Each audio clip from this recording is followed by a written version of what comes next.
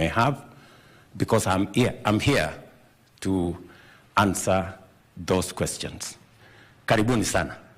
I don't know whether there is somebody who wants to stand to start this town hall. Is there anybody? Yes. How are we going to? Yes. Where do we start? Give it to that good gentleman there. Karibu. Good evening. My name is Abdallah Shuaib, and I come from Kisauni. Mr. President, what is your plan in reforming economic opportunities, making sure we have equal opportunities in all areas? And what are the policies are you going to do to make sure that there is equally job opportunity and economic growth in this country? My second question, what is your plan in reforming education system? Put it in mind that we have young people who are educated, but they don't have jobs. While we can say maybe our education system doesn't match with what is in the ground. So we also want to know what is your plan. Mr. President, His Excellency, one of your manifestos, or once you were campaigning, you were saying that you will end drugs and substance abuse. We will love to know maybe approaches that you are doing, or what are you doing to make sure that there is no abuse of drugs. Put it in mind, Mkoka is one of the issues affecting young people in this community. Finally, I think let's keep, because we have many people, let us just have one question per person. I think, you said Abdallah? Yes. Abdallah, leave it there. Asante sana. The last one, please. Okay, maybe. Okay, thank you. What is your plan also on the issues of robbery with violence? We have seen people being attacked in main roads, in towns. And what are you planning, or what are you promising to these citizens on the issue of security in coastal area? Thank you. Thank you very much, my friend Abdallah. Asante sana. You've spoken to the heart of my plan. You have asked me directly, what are you doing to create jobs? And I will give you 5 interventions that I am undertaking to create jobs in Kenya. Number 1, when I came into office, I changed the law on housing to create the housing fund and the housing levy. Why? Because one of the programs that has potential to create millions of jobs, and this is not just in Kenya, this is globally. And I changed the law because the Housing Act that was passed in Kenya was passed at the same time as the Housing Act in Singapore. The difference is that Singapore made progress on their program on housing. We did not. And so I changed the law. I know it was a difficult decision. We had a robust conversation in Kenya. Today, let me tell you where we are. Today, because of the housing fund, we have 160,000 people working in the housing program. 160,000. People who are not working a year and a half ago. Today, we have engineers, we have quantity surveyors, we have architects, we have electricians, we have masons, we have carpenters, we have steel fixers, we have a whole ecosystem of people who manufacture steel, people who manufacture cement, people who manufacture concrete, an array of businesses that have been created by the housing fund. We are building at the moment 103,000 housing units, including the ones I launched yesterday in Matuga. I launched the first phase in Matuga yesterday. I will be back here in Mombasa to launch the first 2,000 housing units in Nyali. There are programs that we have already, programs across Kenya, in 43 counties across Kenya that are undergoing this program, so that we not only create jobs, but we also create opportunities for business, and we also deal with the challenge of informal settlements and create living conditions for Kenya in decent estates, in decent areas across Kenya. I will give you a challenge. If you go to Mukuru, one of our largest informal settlements in Kenya, we are today building 14,000 units. And in the next couple of months, before the end of this year, I will be giving out keys to some of those houses that are ready. And for your information, some of these housing units are actually social housing units. For the first time, a mama mboga or a boda boda or an ordinary Kenyan can own a house in a social housing program because they can pay 2,500, 3,000 every month and end up owning that house. There will be other Kenyans who will be owning other units, 1 bedroom, 2 bedroom, single units, 3 bedroom, and different categories. That's number one. Number two, we are also using that housing program to make sure that we reduce on the cost of mortgage. Now, a teacher, for example, can have a mortgage at 9%. Today, if you go to the mortgage market, you will pay not less than 20%. So we are not only changing the housing program, we are creating jobs. That's number one. I have told you 160,000 jobs, real people working. Number two, when I came into office, in part of our program is the digital superhighway. We knew very well that there is an opportunity in the digital space because the world is going technology, the world is going digital, and that is why even government of Kenya, we are taking our government services to the digital space. When I came into office, only 320 government services were available online. Today, we have more than 20,000 government services online. And that space is important. And because we want to create more opportunities in the digital space, we are doing two things. Number one, we are working with companies like CCI, for example, companies that have contracts to work from remote, but work for companies in Europe, in America, in other areas. CCI, for example, is working with us. I went to launch in Ruiru their first unit where they are hiring 5,000 Kenyans who are working for JetBlue, companies in America, working from Kenya, and they are paid in dollars. That is one space.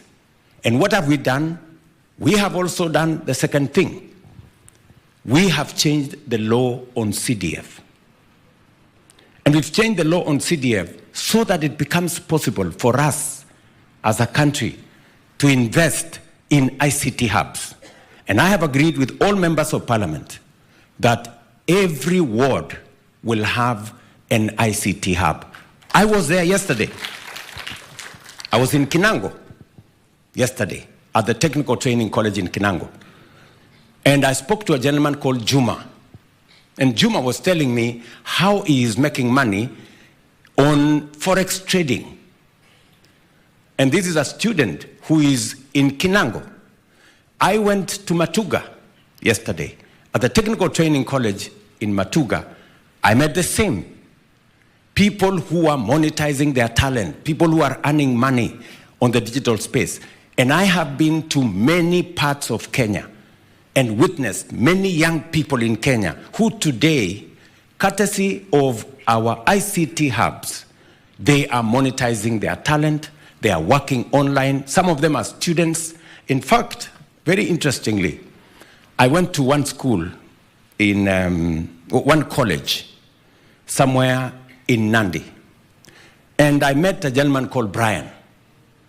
And Brian told me, you know, Mr. President, I work for an AI company in Germany. Mind you, Brian has never been to Nairobi. And he doesn't even have a passport. But he works for an AI company in Germany. He makes money. In fact, in that school, the principal told me, we are beginning to have a problem here in this school because some of these students, they earn more than the teachers. So, on the digital space, we are working round the clock. And I have told members of parliament, they need, and I want to ask citizens to demand from our members of parliament that the program we have on ICT hubs, there should be an ICT hub in every ward.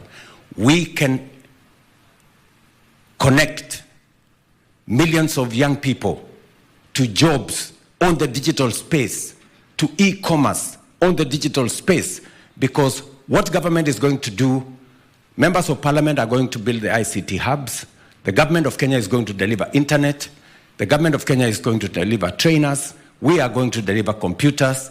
It is up to the young people of Kenya to monetize their knowledge, their talent, their expertise, and grow their incomes. That is program number 2. That is going on as I talk to you.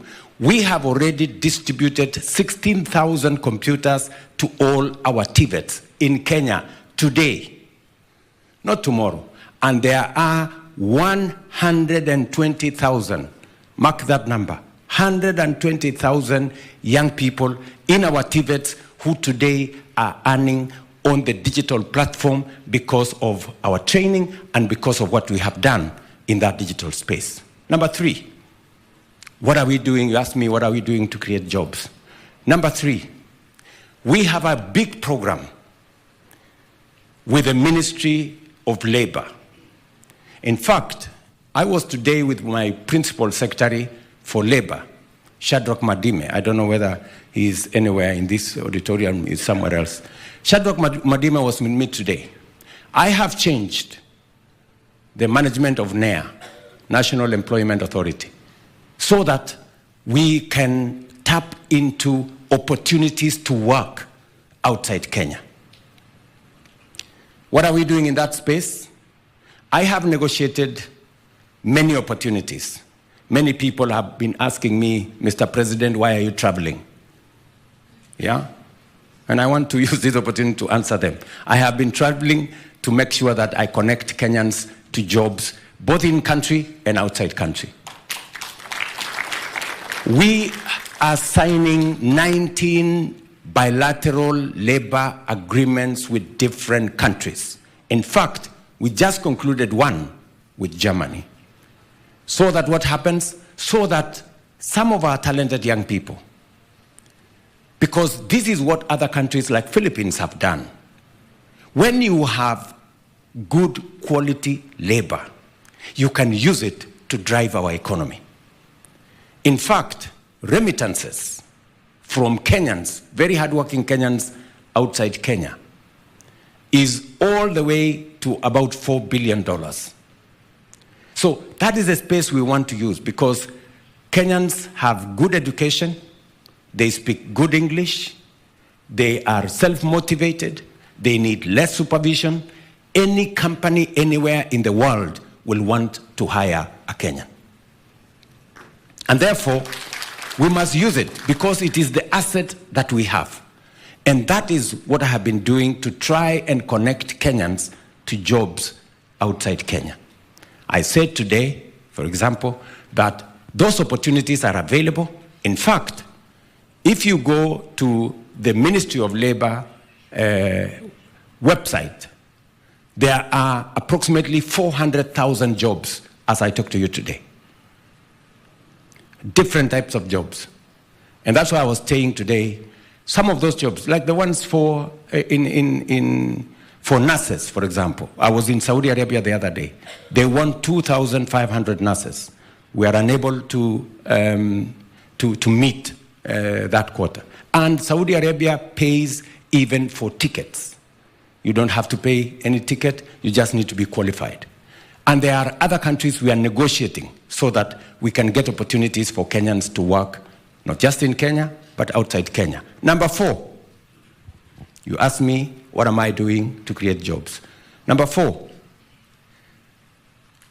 we must begin to manufacture things, products that can be manufactured in Kenya instead of importing everything from everywhere.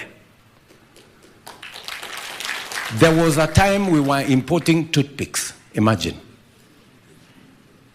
Yeah? And there are people who want to tell us we must continue importing things and products. I made a decision that anything that we have the manufacturing capacity in Kenya, any product that we have manufacturing capacity in Kenya, we must begin to apply duty so that we stop products from other countries and build our own manufacturing capacity, hire our own young people, use our own raw materials, build our own wealth. And let me give you an example. Last year, we imposed duty on steel billets, on cement, on clinker, and on furniture.